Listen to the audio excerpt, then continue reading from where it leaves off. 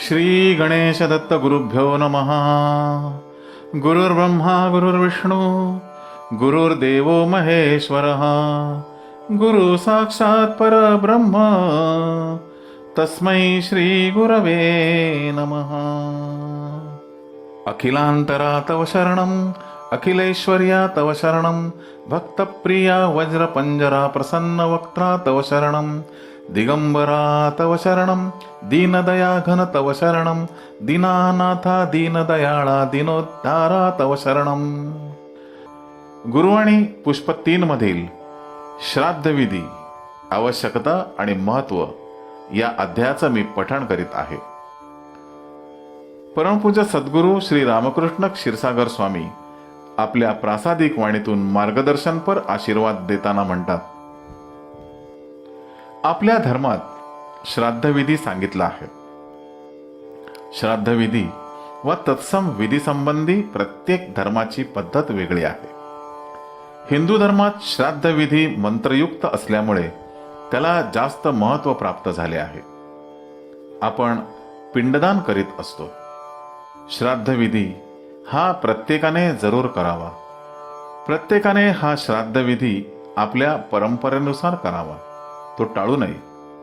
काही लोक हा विधी करीतच नाहीत. त्याबद्दल काहीही कारणे सांगतात. त्यांना त्याचा कंटाळा तरी आलेला असतो किंवा त्याचे महत्त्व तरी समजलेले नसते. श्राद्धविधी चालू असताना काही लोकांना अस्वस्थता वाटत असते. ही अस्वस्थता त्या विधी पाठीमागे जी मृत माणसाची कल्पना केलेली असते त्यामुळे येण्याची शक्यता असते. काही गोष्टी अशा असतात की त्यांची सत्यता पडताळून पाहण्याचा प्रयत्न करू नये, ती चूक असते. आपली उत्पत्ती पिंडापासून झालेली असते. श्राद्धविधी करायचा राहिला किंवा करण्याचे टाळले तर पुढच्या पिढीला त्रास होतो.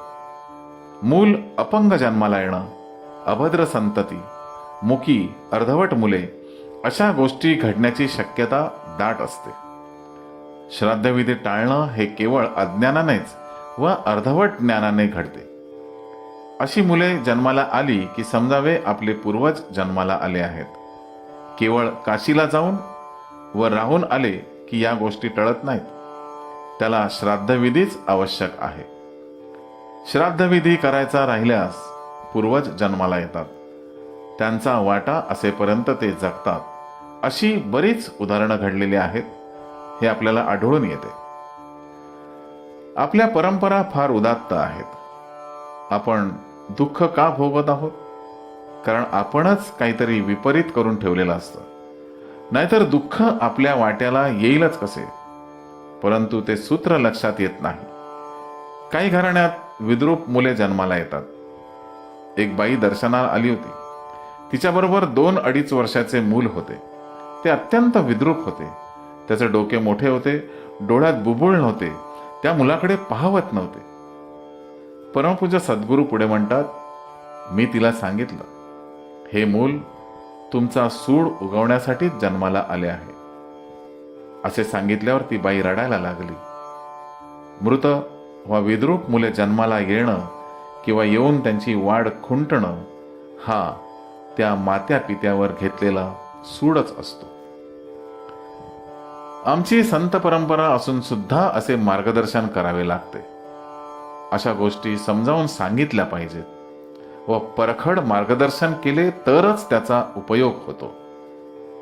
परखड मार्गदर्शन केल्याने दुःख होणे स्वाभाविक आहे. श्राद्धविधीला श्राद्धाधार आहे. प्रत्येक जण आपल्यापुरते धान्य पिकवून पोट भरू शकत नाही. त्याला दुसऱ्याने पिकवलेले धान्य स्वीकारावेच लागते. त्याप्रमाणे प्रत्येकाला शास्त्रार्थ नीटसा कळत नसतो. तेव्हा दुसऱ्याने सांगितलेले स्वीकारावे व अंमलात आणावे ही परंपरा आहे. लोकांना हे माहीत नसते. नेहमीच वेड्यासारखे दुःख भोगत असतात. नगरमधील एक उदाहरण आहे. एका गृहस्थाचा मुलगा अनेक वर्ष आजारी होता. अनेक उपाय झाले, शेवटी तो मुलगा गेला. तेव्हा मी त्यांना सांगितलं की तुमचे भोक्तृत्व संपले. तसेच त्या मुलाचेही भोक्तृत्व संपले. तुमचा मार्ग मोकळा झाला. नुसते दुःख करीत राहण्यात काय अर्थ आहे? आपण 4 भिंतींमध्ये राहणारे लोक आहोत. असे दुःख करत बसू नये, असे परमपूज्य सद्गुरूंनी म्हटले आहे. काही घराणी बर्बाद झालेली आहेत असे आपल्या पाहण्यात येते. पैसा असून सुद्धा त्यांना काहीही सुचत नाही. काही लोकांच्या पोटी कन्यारत्न तरी जन्माला येते, पण काहींना पैसा असून सुद्धा मूल नसते. हा मातापित्यांचा दोष आहे. काही घराण्यात मुलीच जन्माला येतात. पुष्कळदा 9 मुली सुद्धा जन्माला येतात. अर्थात मुलांची आशा हेही कारण त्याच्या मागे आहेच. सुखवस्तू घराण्यात मुले नेहमीच कमी असतात. त्याचे कारण म्हणजे त्या घराण्यामध्ये जन्म घेण्यासाठी तेवढे पुण्य आवश्यक असते. त्यामुळे सामान्यतः सुखवस्तू घराण्यात अल्पसंतती असते. शहाण्या माणसाने आपले दुर्दैव कबूल करावे व परमेश्वराला शरण जावे. त्यामुळे दुर्दैवावर मात करता येते. एका भावाला मुलगे होत असतात, तर दुसऱ्या भावाला मुली होत असतात. विज्ञानाने कितीही प्रगती केली तरी अशा गोष्टींवर मात करता येत नाही. जीवनात याबाबत मार्गदर्शन करणारे तुम्हाला लाभले आहे. परमेश्वरापुढे शरणागती स्वीकारली की मार्गदर्शन सापडते. जीवनात प्रत्येक गोष्टीवर मात करण्याचे ठरवले तर काहीही घडू शकत नाही. तेव्हा वृथाभिमान टाळा व परमेश्वराला शरण जा. जिथे 10 मुलं सांभाळण्याची क्षमता असते तिथे एकच मूल असते, आणि जिथे 1 मूल सांभाळण्याचीही शक्यता नसते तिथे 10 मुलं जन्म घेतात. ही सर्व परमेश्वराची अजब लीला आहे. काही मुलं आईबापांचा सूड उगवण्यासाठी जन्माला येतात, तर काही त्यांच्या इस्टेटीचा उपभोग घेण्यासाठी येतात, तर काही मुलं कर्तव्य करण्यासाठी आईबापांच्या पोटी जन्माला आलेले असतात. काही मुलं शून्यातून रुपया निर्माण करतात, तर काही मुलं रुपयाचे शून्य करतात. या बाबतीत आपण काहीही करू शकत नाही.